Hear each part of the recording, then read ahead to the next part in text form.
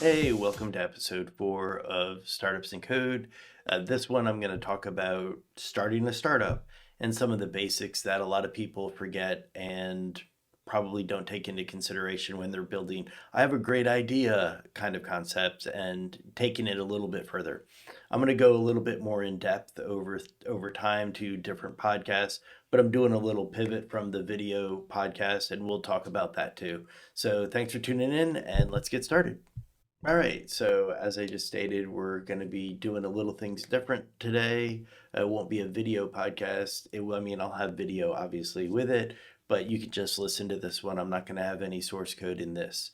I want to talk more about getting started with startups and how to actually get your idea and then the happy path and what ARR is and MRR and then some of the buzzwords that you're going to be working on as you start ramping up, like what is your ideal customer and things like that. So here I go. So the first thing I want to talk about is scaling, right? Everyone talks about how do I scale a team? How do I scale my company? How do I scale a product? And scaling is a goal that everyone seeks. They're like, I want to be 10x in my profits next year, and I want my team to be 20 people rather than the two I currently have.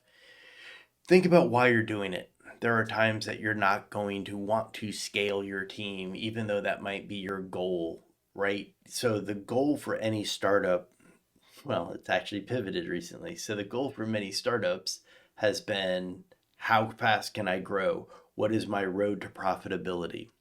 Rather than doing that, the pivot that has happened recently, especially with VCs, is what is your current profitability? How are you generating income?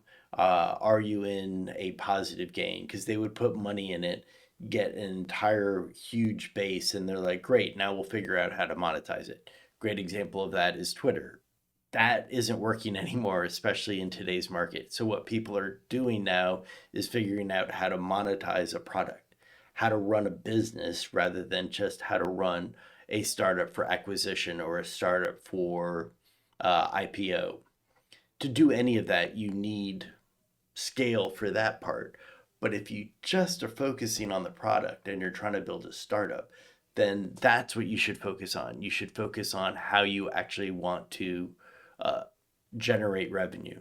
There's lots of books out there. Zero to One is a great one. The Lean Startup is another one. What is it? The 5 Hour Work Week. There's so many books out there about how to get started, but none of them give you a step-by-step guide on what should I be focusing on. And the reason why is it's not going to be a generic solution, right? Your startup is going to be different from somebody else's startup. You have to identify your audience and whoever your audience is. In the agile world, they like to, well, specifically in the Scrum world, they like to use things like personas, right? So you're going to create your persona or what is my ideal customer profile? We call it the ICP, right? But those are things that you probably are getting ahead of yourself when you're just getting started. The first thing you need to do is what problem are you solving? And let's just start there. If you're building a product and you're not solving a problem, you're not building a product. You're just trying to chase money. And if you're trying to chase money, you're not going to win, right? You need to actually be solving a real problem that people have. And then here is a better solution, regardless of whatever else is out there.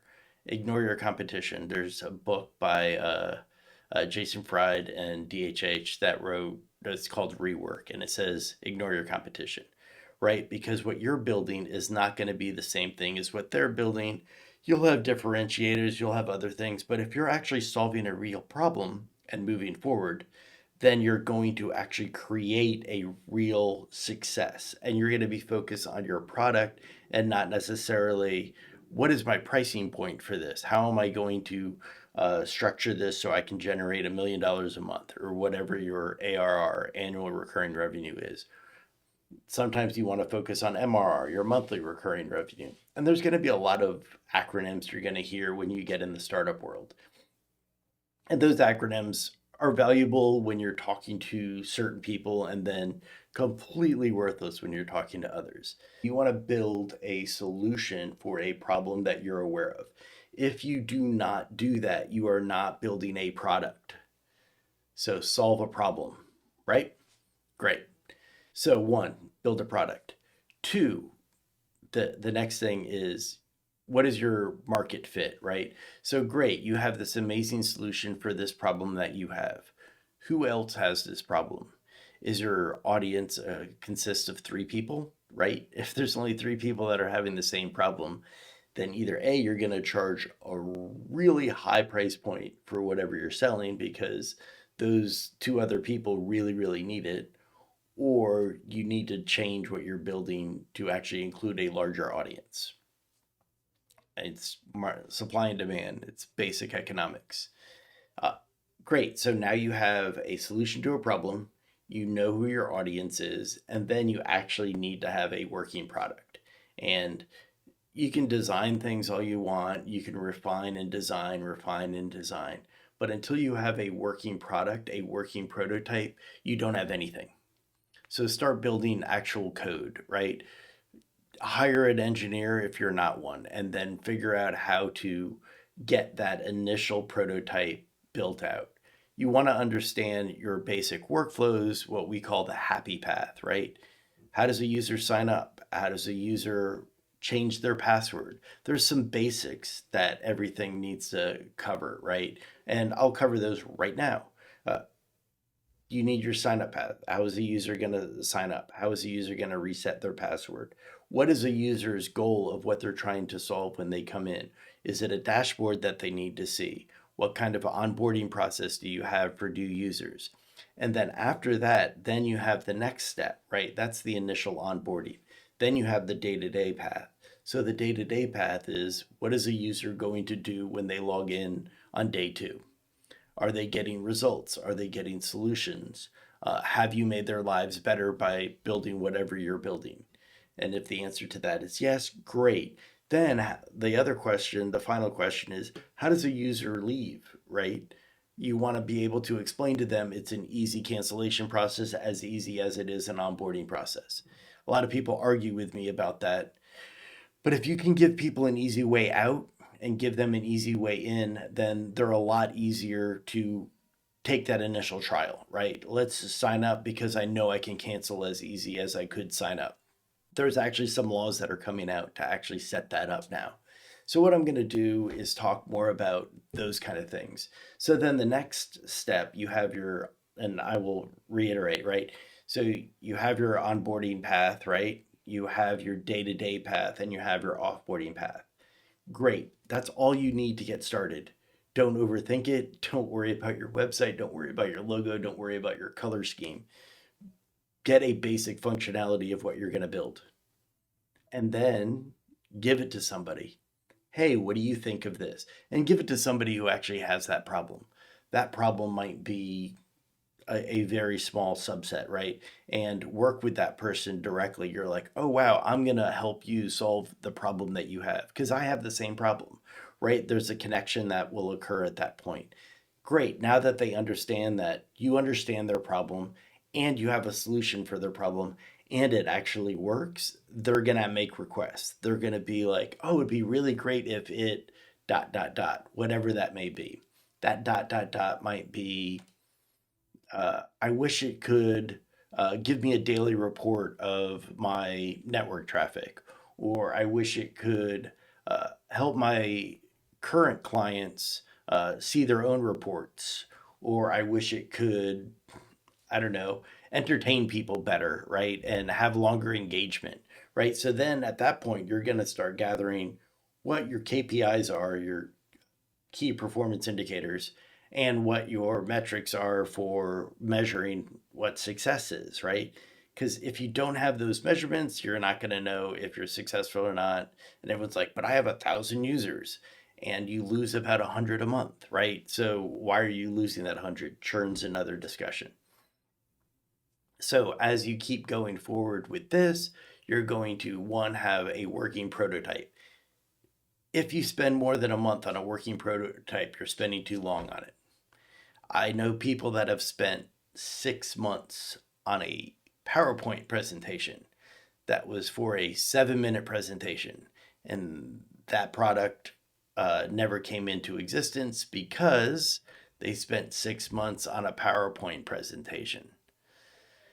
It's just a waste of time. You need to, being busy is not the same as being effective, right? And even being efficient is not the same thing as being effective. And that's really, really important, especially in startups. Startups need to know about where their money is going, what they're bootstrapping. And if you already have seed money, then the investors are going to know what you're spending money on. It's like, oh, we bought 1,000 Herman Miller chairs and we have 3 employees.